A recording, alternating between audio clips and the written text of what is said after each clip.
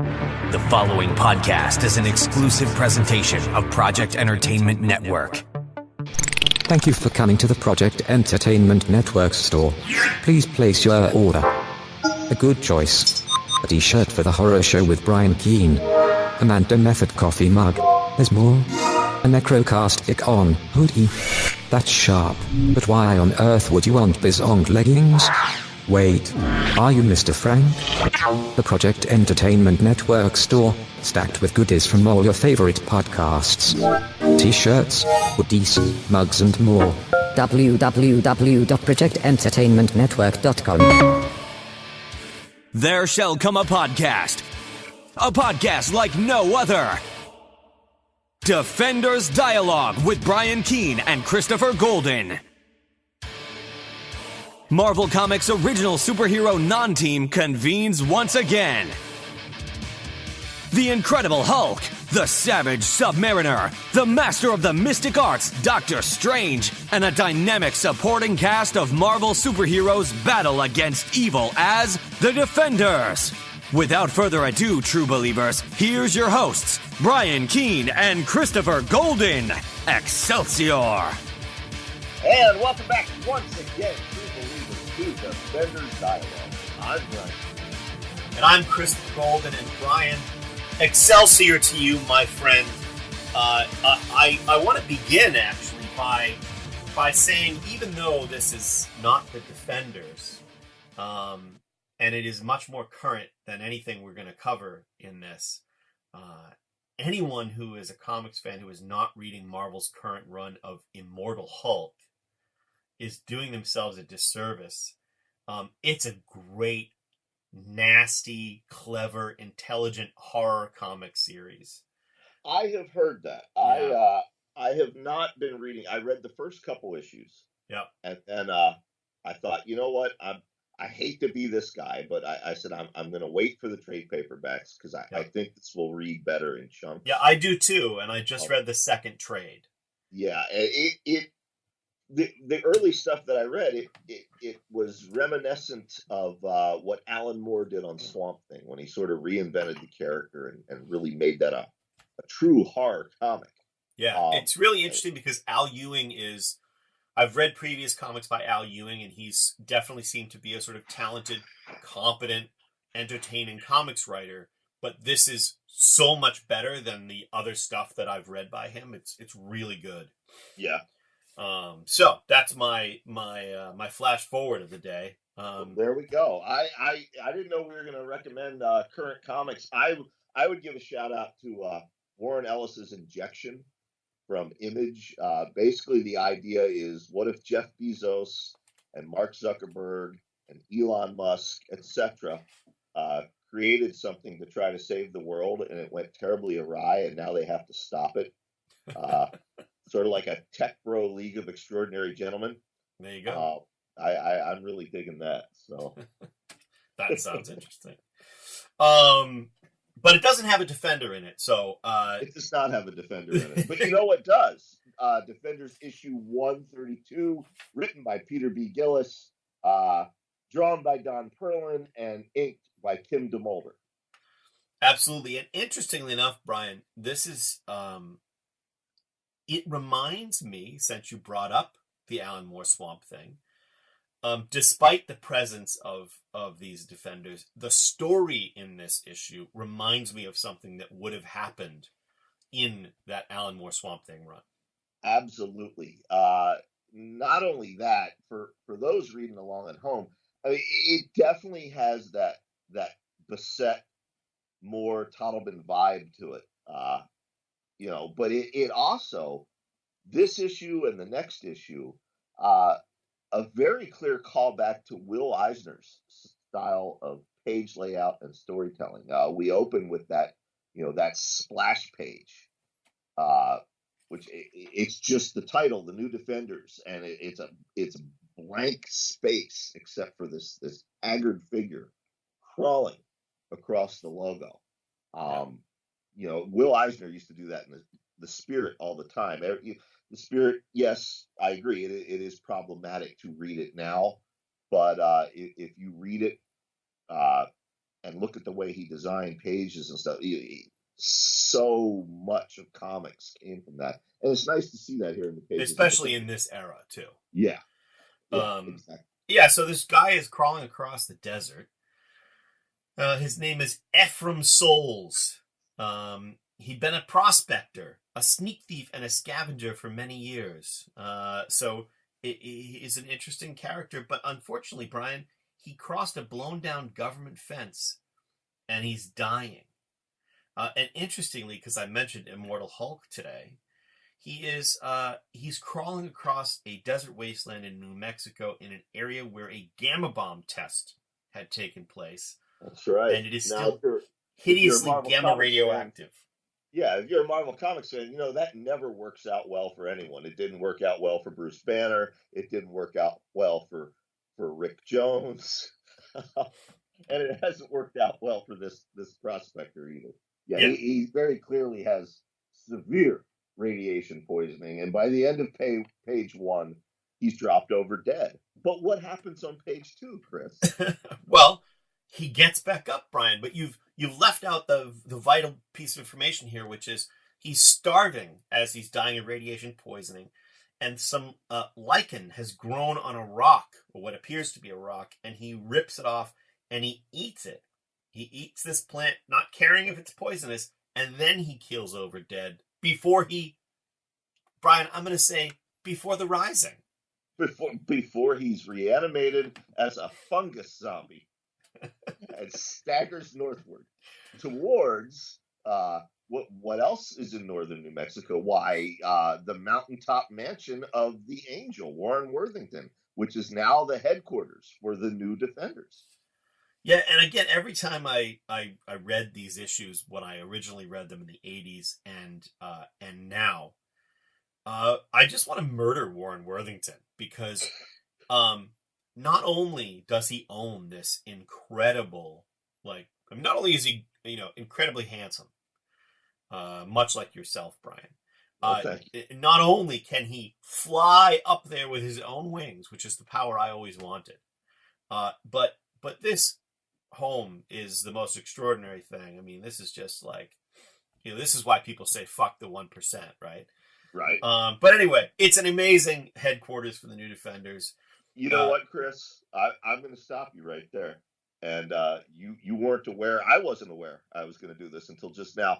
But I'm going to summon Mary Sangiovanni and have her come in here and guest on the show for just a moment. Okay. Because Mary... Now, when you summon, is it a magical summoning? It's a magical summoning. It really... I light incense and...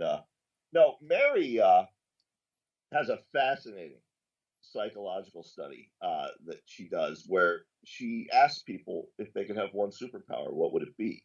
And whatever you name, that's supposed to speak to your psyche, to who you truly are. Now, Mary, when someone wants to fly, like Superman or the Angel, what does that tell us about them?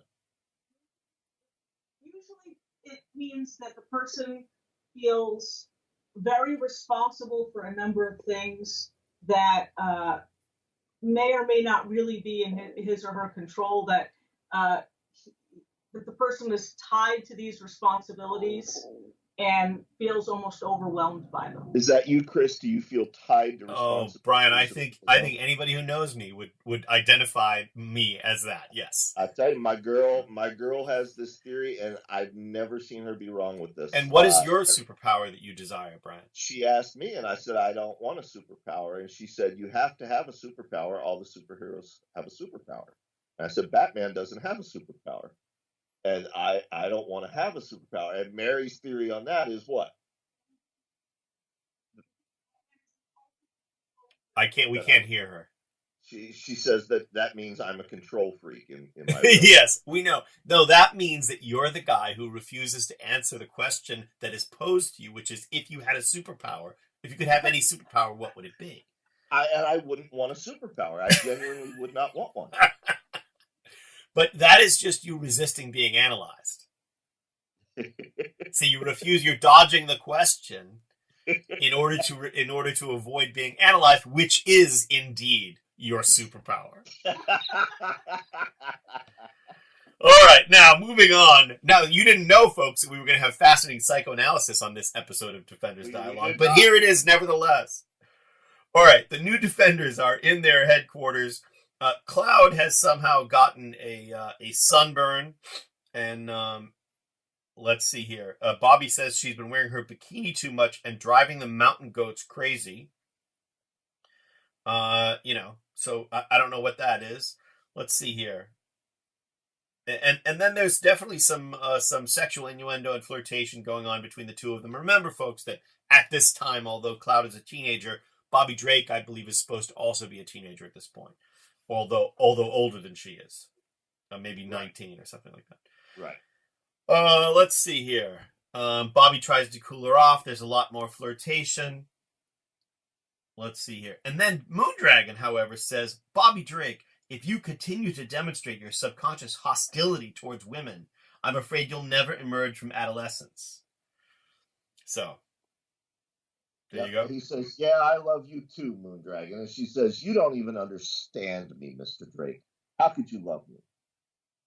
Yeah, and then I like his thought balloon. Why is it that whenever, and this, Brian, this is you, right? Why is it that whenever she insults me, I feel like I'm being seduced? No, I don't know that that's accurate. I suspect not. That's, But suddenly, Bobby's ruminations are interrupted by the alarm, signaling that they have an unwanted visitor. And this is just Ephraim Souls walking across the desert, or walking up in the mountains, apparently, at this point, arriving there, and he walks up the stairs and says, hello, could I come in? I'm awful tired. They let him in. And then it's creepy, Brian. It's creepy as hell. Because not only does he begin immediately in the humid environment of the air conditioning inside the place, he says, awful moist in here, like a steam room, only cool. And the fungus begins to grow on him. Or from him. Yeah, and he erupts. He turns into a giant fungus monster, sort of like a cross between maybe Swamp Thing or Man Thing and our own Isaac Christian's the Gargoyle.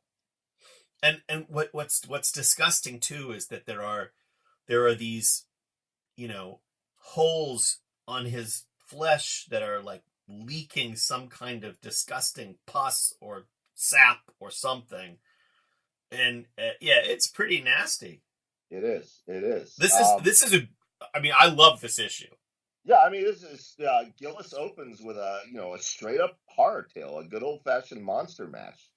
And the Defenders are, Bobby and Warren are debating, should we encase him in ice? And I don't know. How do we know he's a menace? And Moondragon has had enough of this already. She says, stand aside. I shall deal with this, since you seem unable to. Which does not go well for her. It as always, her arrogance is her undoing. Although again, we will not downplay how incredibly powerful Moondragon really is. She tries to get inside its head, and it attacks her with weird, disgusting tentacles that come out of its mouth and wrap around her skull.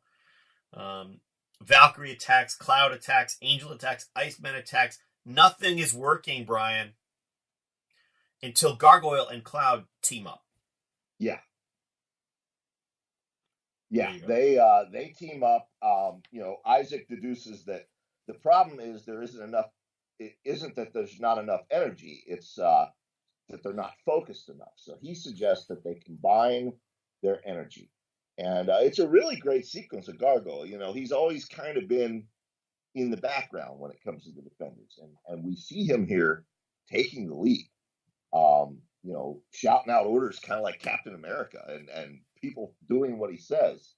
And Perlin delivers a great panel close-up of his expression when he's doing this. But yeah, the two of them team up, and they do, in fact, beat the monster.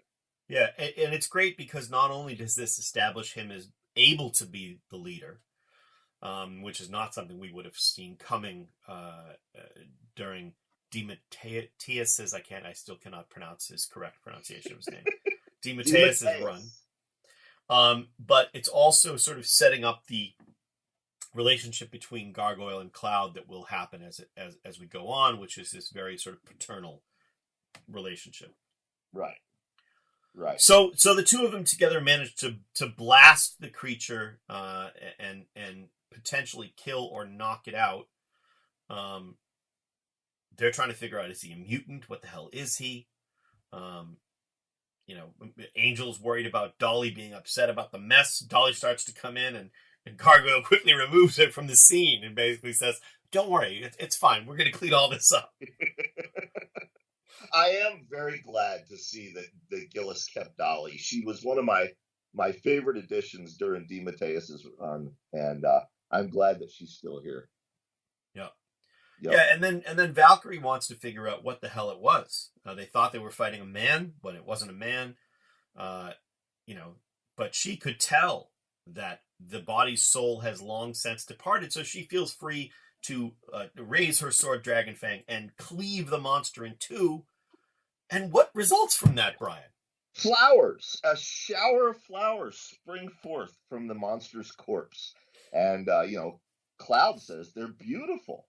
There are no human organs left in the monster's body, just flowers. Yeah, it's a great twist. Yeah, and they Iceman deduces it looks like they fed on him from the inside. Cloud, she's standing over the bouquet, looking at it, and suddenly the flowers come to life, and these tendrils spring out and start grasping at her. Yeah, Bobby steps in and ices that all up, and they have this moment where, like, okay, we're going to cover this in ice and keep it in some kind of suspended animation. And now, Brian, we get to, I think, the real reason I love this so much, and maybe this is where this story came from. I don't know, but from this point forward, we begin to realize, oh, this is John Carpenter's The Thing with the Defenders. Exactly. Carpenter's The Thing, of course, based on the famous John W. Campbell short story Who Goes There, or novelette, or whatever it was. Because they're infected. Yep. I am right there with you. Our minds are in sync. I was actually humming the theme from The Thing while I was reading this issue. How does that go, Brian? Bum, bum, bum, bum. Do, do, bum, bum, bum. I can also do the themes from Nolan's Batman trilogy if you want. No, thank you. That's okay. So Isaac decides he's going to take Dolly into town so that she won't get upset. Iceman is going to stand guard over the now frozen corpse. Angel goes upstairs to take a shower, and while he's ruminating on what happens, he realizes that a spore, one of the plant spores from this fungal monster is now attached to his back, and he freaks out, crashes through the skylight, and flies up into the air. Exactly. So Bobby decides, you know what? We know somebody who's really smart, who might be able to shed some light on this. He tries calling the Beast, Hank McCoy, who's been conspicuously absent in this issue thus far. We see that he's giving a campus lecture, and actually what he's doing is he's being photographed beside a gargoyle on the roof of the university, so that he can share the picture with Isaac later. That's right. So he can't get in touch with the Beast, and he hangs up the phone and hears a strange noise, Brian. That's right.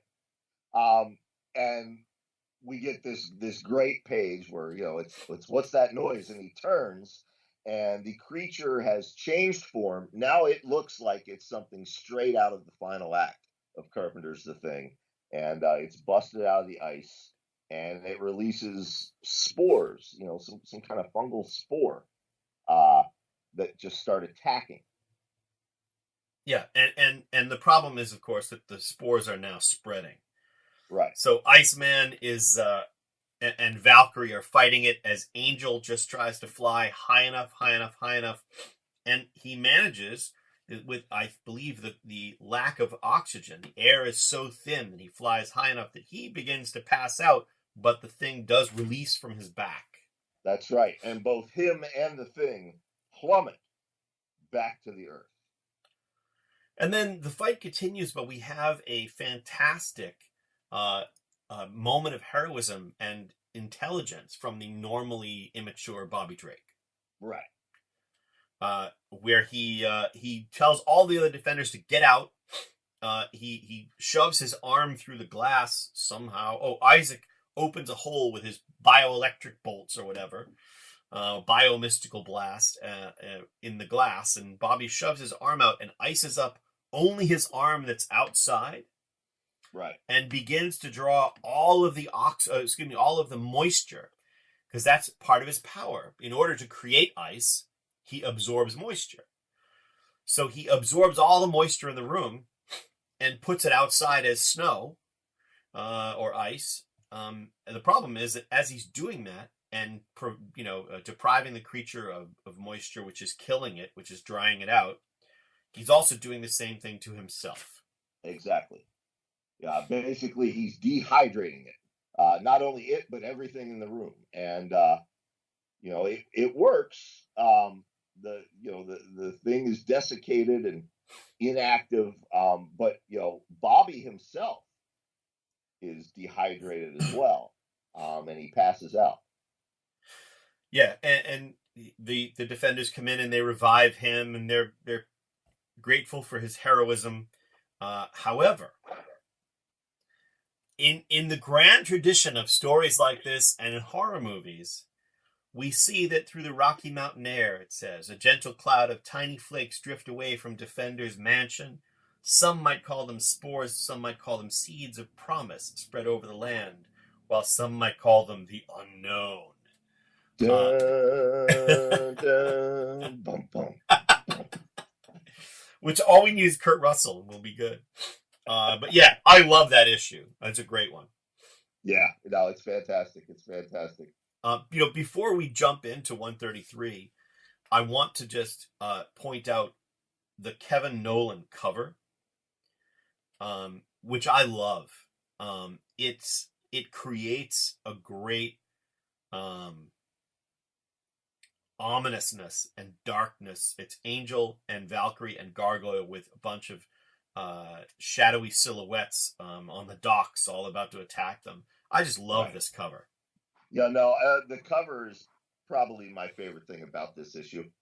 Yeah, this issue, there are some things about the issue I really like, and there are some things about it that I think are really silly. I felt about this issue the way you felt about DeMatteis's Dr. Seuss homage. Oh wow! Okay, that's saying something. Yeah, this is easily my, and no offense to Mr. Gillis, because I love the previous issue, but as a teenager, this issue didn't do it for me, and I got to tell you, as an adult, it does even less for me. All right, well, 133, written by Gillis, penciled by Alan Kupperberg, inked by Kim DeMolder. I also think it's like there's so much jumping back and forth particularly between Kupperberg and Perlin, that I don't think that helps, particularly because while Kupperberg does a fine job in many cases, I prefer Perlin on this so much. But I agree. Go ahead, Brian, since you love this issue so much. Yeah, we open it at Warren's house in the aftermath of the last issue, and basically they've hired this hazmat team to come in and clean up the house, from all the leftover fungal monster, and they're debating what they should do. Warren's girlfriend, Candy, is there with them, and she's saying, let's take a trip, let's get out of here while they're cleaning up the house. And Valkyrie suggests that she and Gargoyle have been wanting to go to California to see the son of Satan and Hellcat. And the Angel says, well, that's great, let's go. So one panel later, they're flying over San Francisco, and they land in. Well, I'm struck throughout this issue by the absurd, conspicuous wealth involved in just how rich Warren is. Oh, it's ridiculous. And it kind of bugged the shit out of me, because it's like, if you've got that much money but you're a superhero, there just seem to be other things you could be doing. Well, exactly. Say what you will about Tony Stark, but at least he's putting his money to work for the people. Yeah, Warren's in many cases. buying houses. Yeah, where so basically, Isaac says, "Well, all our clothes are inside, being disinfected. What are we supposed to do?" And Candy said, "Oh, that's all right. They're under quarantine, but we could just buy clothes when we get there." So then they're on Warren's private plane, and they're flying to San Francisco. And then Warren says, "Well, the truth is, we've got a couple places in the area. We thought we'd give you a chance to choose. Do you want the house? Let's see, the house in Marin, the place in Presidio Heights, the condo on Nob Hill." So not only does he have a place in San Francisco, he's got 3. Right. In the same city. Right. So Bobby thinks nothing of this, and he takes Valkyrie's sword, much to her chagrin, and spins it like he's playing spin the bottle to decide which direction they'll go to, which house they'll stay in. Yeah. Sorry, I just had to get, because, as you know, I enjoyed this issue, but there are things about it that bug me, and I'm just like, come on. Anyway, go. You know what I did like about this issue? What's other that? than the cover? The street corner that they are standing on is a real location. You and I have been on that street corner together in real life. Excellent.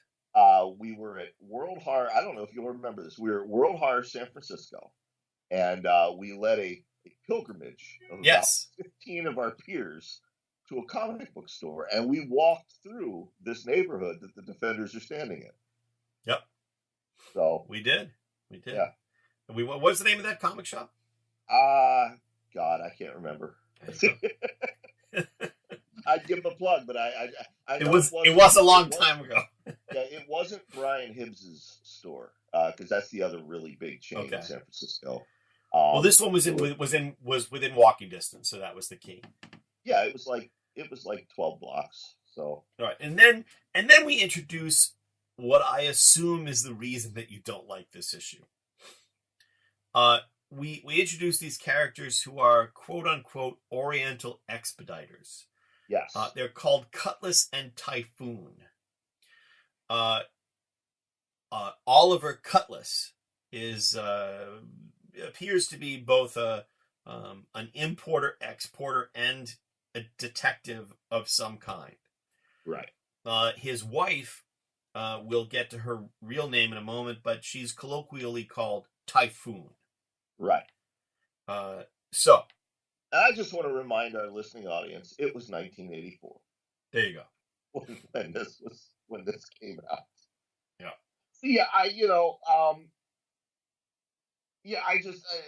You're right. I don't care for these characters.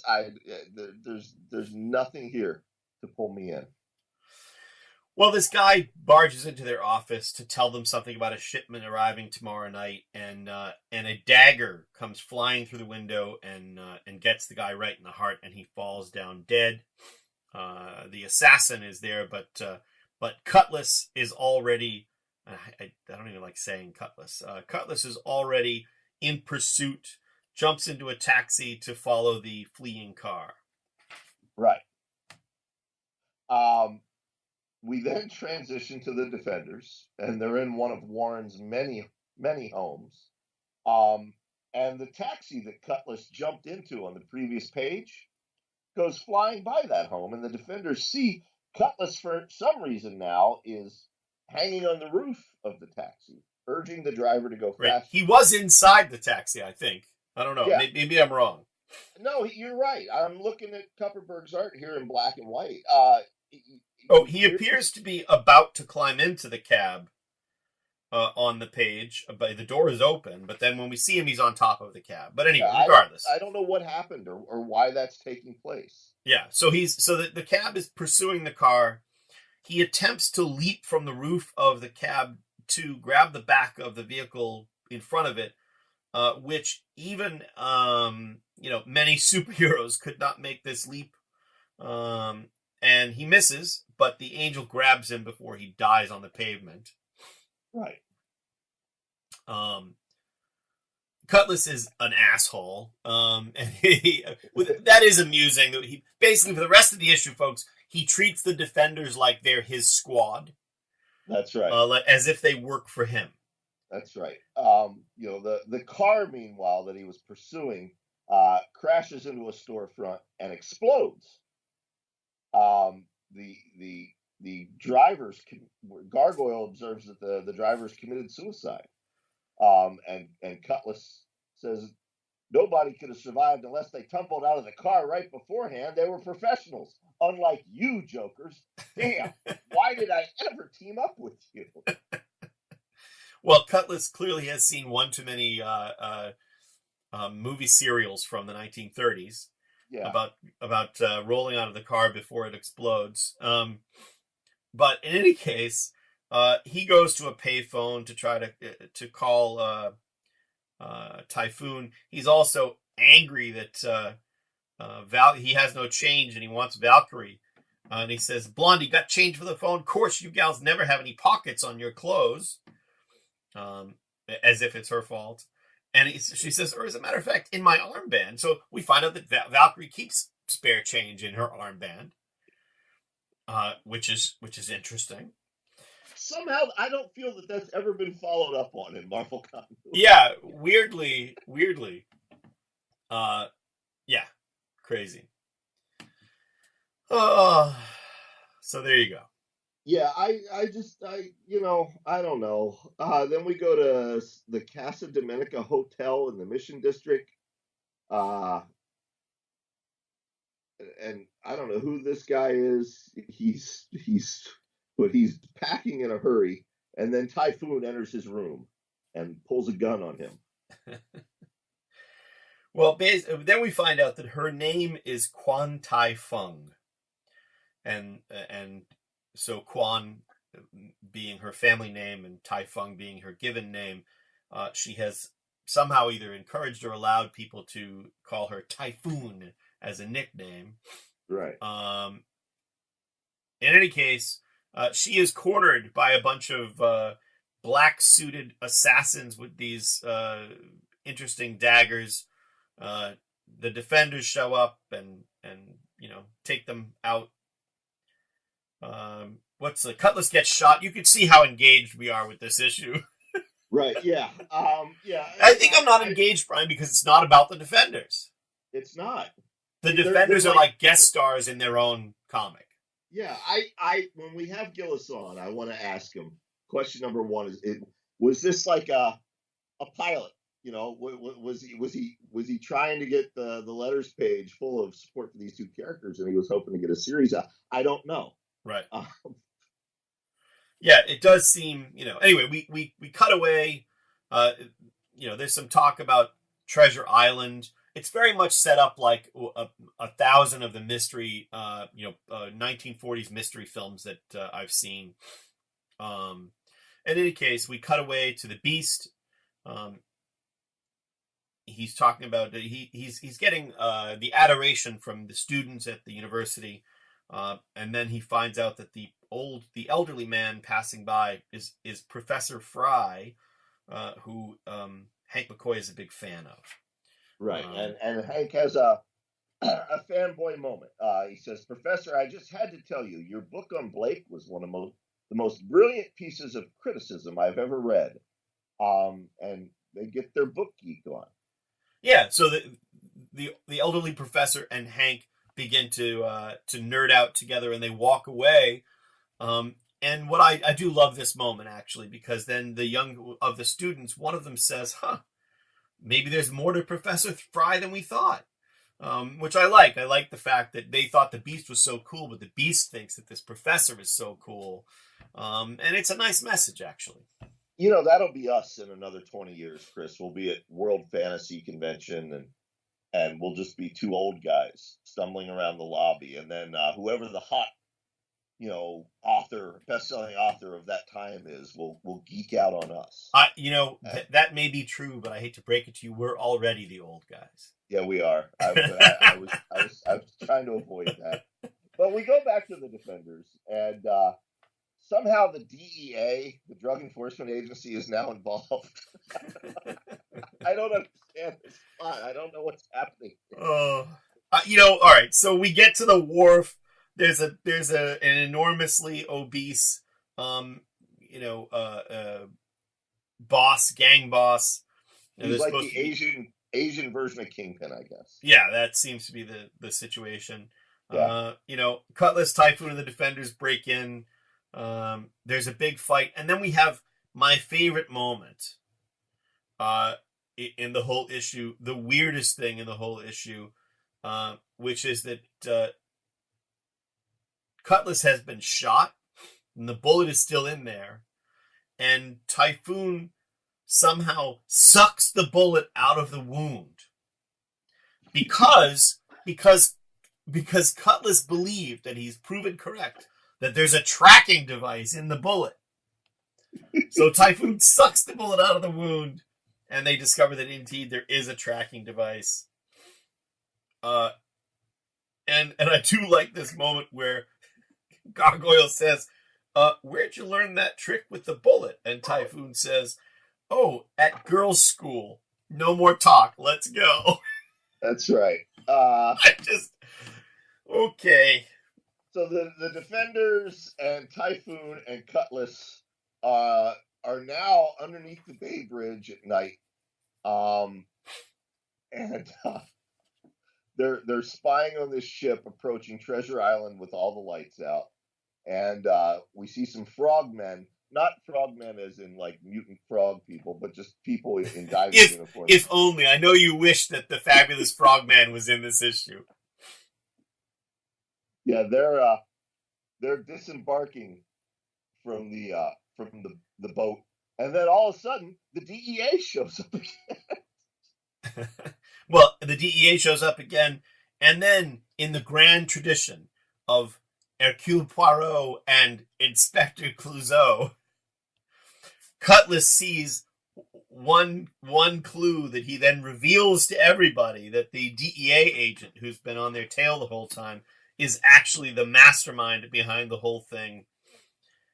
He pulls his gun, Bobby Drake ices up his gun hand, and the day is saved. Yeah.